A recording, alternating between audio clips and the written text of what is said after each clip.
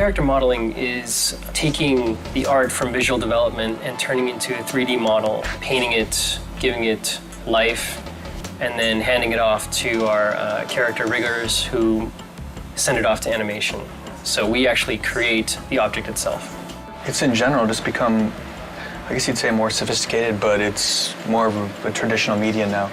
It's kind of, if you know how to sculpt traditionally, then you're going to transfer right in. Traditional skills are playing a more important role, which is great.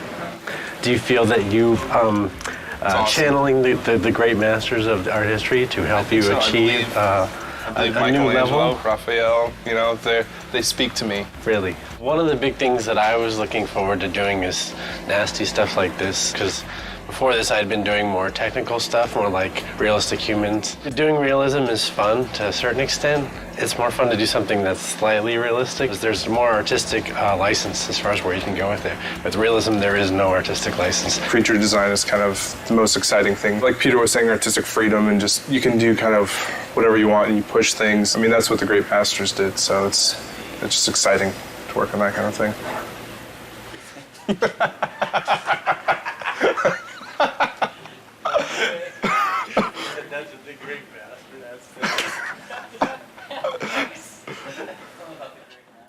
Here's my workstation. I have my Cintiq, which is what we use to paint and model. This is the monitor that we can actually draw on, paint on the screen, sculpt in ZBrush, which is very helpful and amazing. And then on the left of me, I have my standard monitor where I usually keep my reference. We're able to give metal a kind of specularity that we couldn't before. Scratches, blood, a real shine and realism that we couldn't deliver on the last project. We are working with a lot more polygons and a lot more textures on our project this time, per object.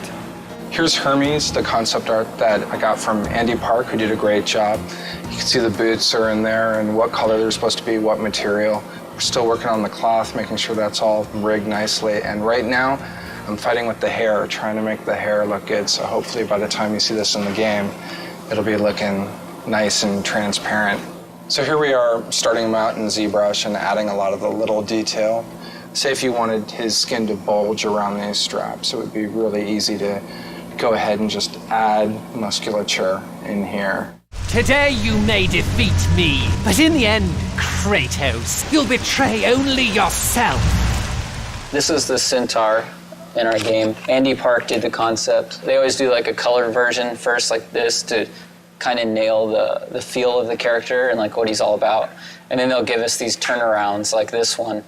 We have, you know, the horses have these like chest muscles that kind of flow up into the horse neck, you know, this way. And we have abdomen muscles and these obliques that kind of flow in. And where our hips sit, you know, is kind of where their shoulder blades sit. So typically most people draw centaurs. You know, I'm not the first one to make one of these things, so, you know, this has been thought about before. But typically, you know, our hips, like where the hips would sit on a human, they put where the shoulder blades would be. It feels kind of like it would work, you know.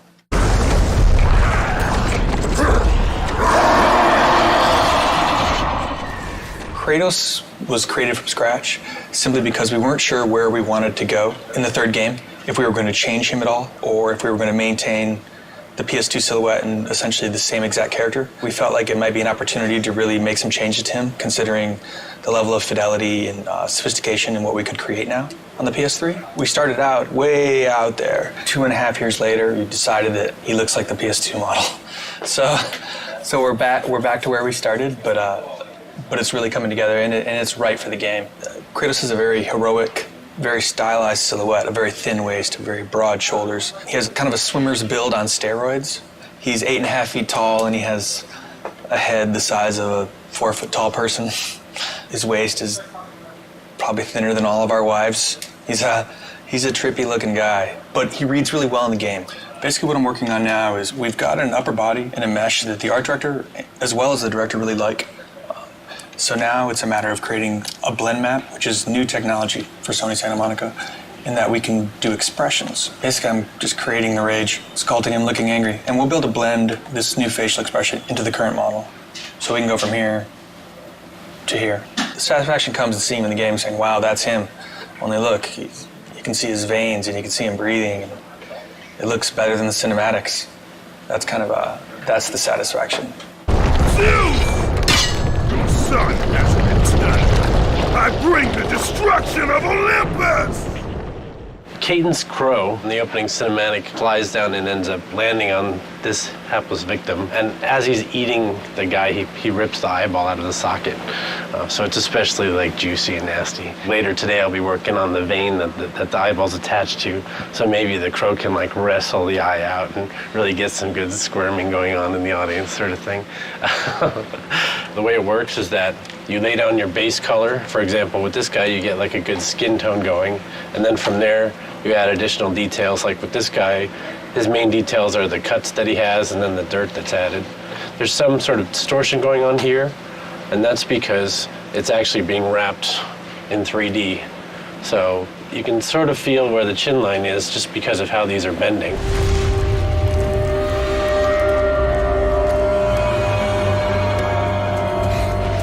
This is Hercules, and he's wearing these cestices, and basically they're like these huge gauntlets. Just trying to get across the fact that he's kind of like this aged warlord. He's not a super fresh young guy, so he's got some fat to him and some history.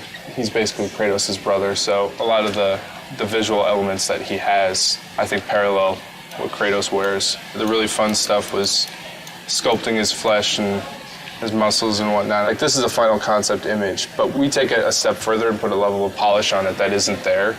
Because once it's here, this is a beautiful painting, but once it goes in the game, it needs to be perfect at every angle. Every angle you look at it has to be a great piece of work. So it's you have to go in and you take this and you take everything a step further, and there can't be any mistakes. Call it my 13th and final labor.